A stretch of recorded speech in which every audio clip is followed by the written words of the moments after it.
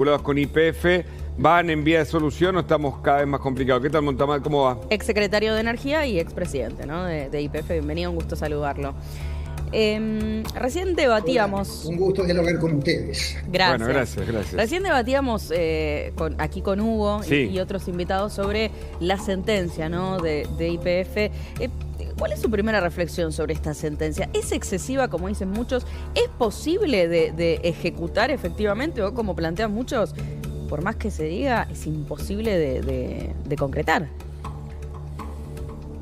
Empiezo por una respuesta muy corta y después sí. lo hago un poco más analítico. Yo creo que es muy difícil de ejecutar. Me parece que hay una legislación argentina que cumplir. Claro. Y bueno, tenemos que esperar que decida la instancia de alzada, pero me parece que como máximo habrá que establecer alguna negociación, que las acciones de YPF vayan a pasar a ese banco New York Mellon en custodia y después evidentemente pasen a alguien que pague un precio para que eso vaya a la ejecución de sentencia, me parece casi de cumplimiento imposible. Algunos dicen que va a llegar a la Corte norteamericana el tema, por la apelación argentina, por lo obvio, digamos, de la intromisión en jurisdicción ajena, porque se necesita una ley para esa aceptación de parte de la justicia norteamericana, y por todo lo que viene del pasado de YPF, ¿no? Que puede o no tenerse en cuenta allí. Hugo, yo creo que hay que usar todas las instancias. Si se abre de nuevo la alternativa de una apelación ante la Corte Suprema para parar el proceso, totalmente de acuerdo. Ahora, tenemos que retrotraernos a los orígenes de esto, Hugo. Yo me acuerdo que estuve el día en que el Senado, en reuniones de comisión plena, escuchó el informe Kicillof, se llamaba informe Mosconi, cerca de 3 horas, donde vino la famosa frase de la trampa del oso y de que no nos iban a hacer caer. Que si no lo hubiera escuchado Mosconi, ¿no? El ingeniero Mosconi, que sí, un pionero, ¿no? De YPF, claro. Bueno, yo a la tarde fui invitado como especialista y expresidente de YPF a hablar a esa comisión plena del Senado por la senadora Estensoro, María Eugenia Estensoro.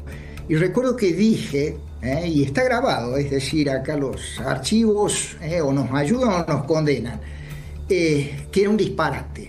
Claro. Era un disparate que iba a traer consecuencias y consecuencias serias. Claro. Así vamos a tener Pero que planteabas pagar. Que era un disparate lo que era la expropiación en sí o el modo en el que se estaba haciendo. Era un disparate y te explico por qué. Porque como expropiación, si hubiéramos querido que fuese tal, tendríamos que habernos guiado por una indemnización previa. Ahí se estaba expropiando algo sin indemnización previa, que es lo que establecía la ley argentina. O sea, el modo era un disparate, malo.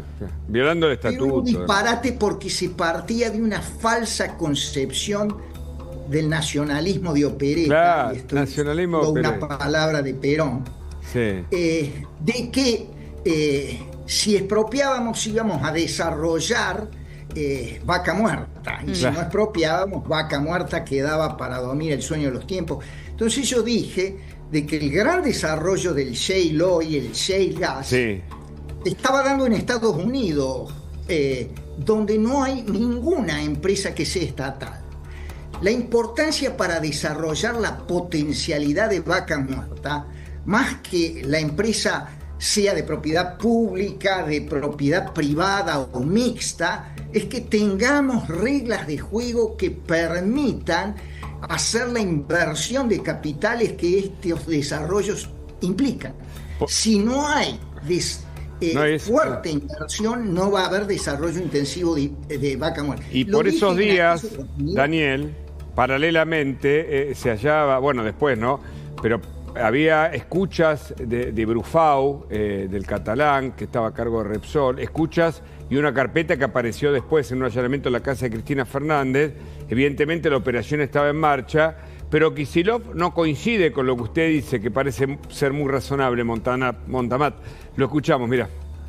Buena parte del debate que se estuvo escuchando estos días está repleto de imprecisiones, de falsedades, de cuestiones que realmente vale la pena aclarar. Eso de un lado. Del otro lado, que esta conferencia contiene una denuncia, que es la actitud de Milei, del Gobierno Nacional, con respecto a esta situación. Privatizar YPF, particularmente en la época de Repsol, fue una verdadera desgracia para YPF, para la Argentina, para, creo yo, también para las posibilidades de desarrollo de nuestro país. Montamat, lo escuchamos. Ahí tenemos aquí, sí. Qué interesante, fíjate, Hugo, porque los que privatizaron YPF fueron ellos mismos. Y los que vendieron sobre el final del periodo de Menem, el último 20% que detentaba el Estado Nacional argentino, la YPF que gerenció Pepe Stensoro, fue el propio gobierno menemista. Yo me acuerdo también, y de eso también hay archivos, que en esa oportunidad también me opuse a la venta de ese 20% a Repsol, porque consideraba que YPF tenía que ser una nave insignia de un nuevo capitalismo argentino, y que ese 20% de acciones que todavía tenía el gobierno nacional, si se respetaba la autonomía de gestión, permitía privilegiar la geología argentina. Ahora, de cualquier manera, Hugo, YPF, otras empresas, si las reglas de juego no funcionan, si el guión de la película es mala, puedes poner a Robert Redford, al que te guste, Marlon Brando, y la película va a seguir siendo mala. Y acá las reglas de juego fueron interferidas por una política energética populista que nos descapitalizó. Infantilismo ideológico, le dice Leuco. Me gusta la expresión, ¿no? Me quiero meter enseguida en esto que usted está planteando, ¿no? De cómo fue esta política energética a lo largo de los años. Pero antes, usted mencionaba recién el origen de todo esto. ¿Cómo se terminó tomando la decisión? Escuchemos y ahora lo analizamos juntos cómo anunciaba en su momento Cristina Fernández de Kirchner lo que iba a ocurrir con YPF, esta expropiación. Pública y sujeto a expropiación el 51% del patrimonio de YPF Sociedad Anónima.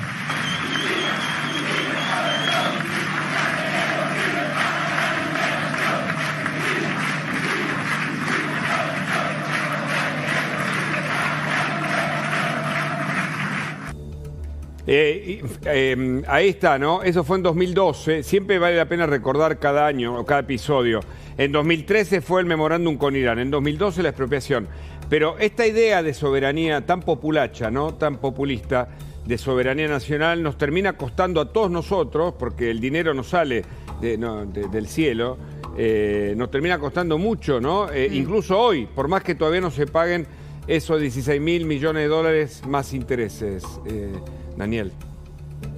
Hugo, el doctor Frondizi discriminaba entre nacionalismo de medios y nacionalismo de fines.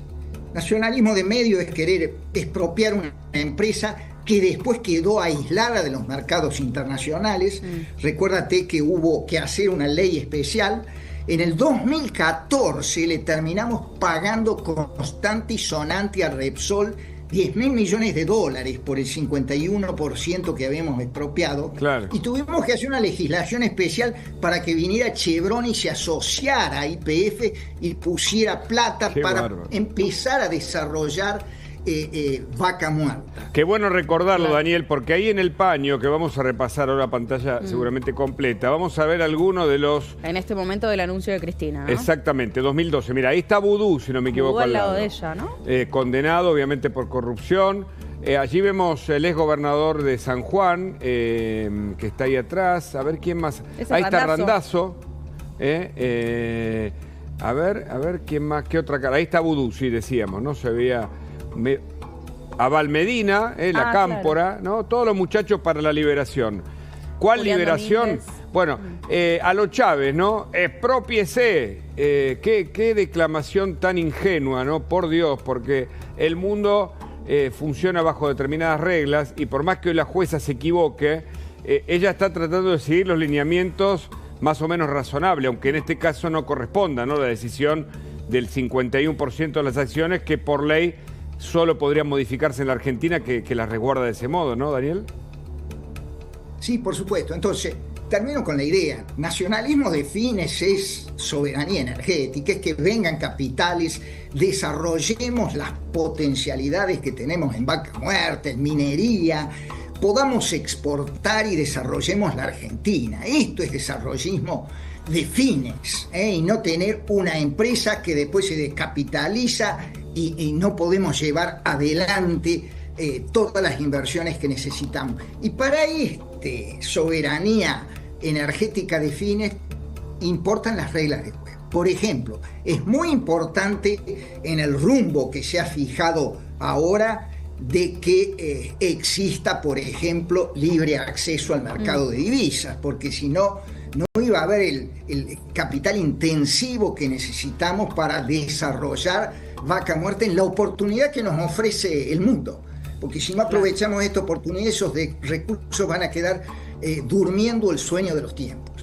Así que yo creo que sí, la sentencia de la jueza ha sido una sentencia excesiva en su monto, en primer lugar. Porque, fíjate, YPF tiene emitida cerca de 394 millones de acciones, que la multiplica por 41 y algo, que es su cotización, te da un valor de capitalización de la empresa de alrededor de 12.000 y pico millones de dólares. La sentencia esa está referida al 25% de las acciones que tenía el grupo Eskenazi. Claro, 25% que fueron transferidas al grupo Burford, millones de dólares. El grupo Burford que compra las acciones para después ganar, digamos, como se llama, fondos buitres, para después ganar en estos juicios, ¿no?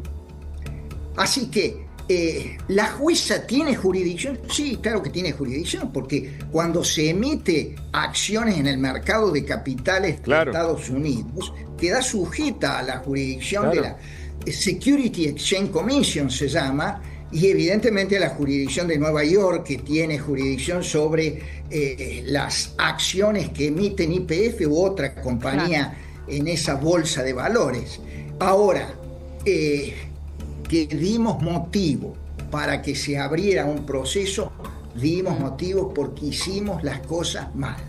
Y tenemos que entender y aprender de esta lección que hacia futuro, si queremos inversión constante, que es la que desarrolla, tenemos que ser respetuosos de reglas de juego. Claro, más prolijos, por lo menos. Mirar el ombligo. No podemos ignorar las reglas con las cuales la inversión se lleva adelante, y más esta inversión que es inversión de largo plazo. Gracias. Me decía, no, porque queríamos consultarle esto, ¿no? Porque, a ver, ahora se abren varios escenarios, que recién usted los planteaba, que tienen que ver con qué va a pasar con el fallo, las acciones. Una de las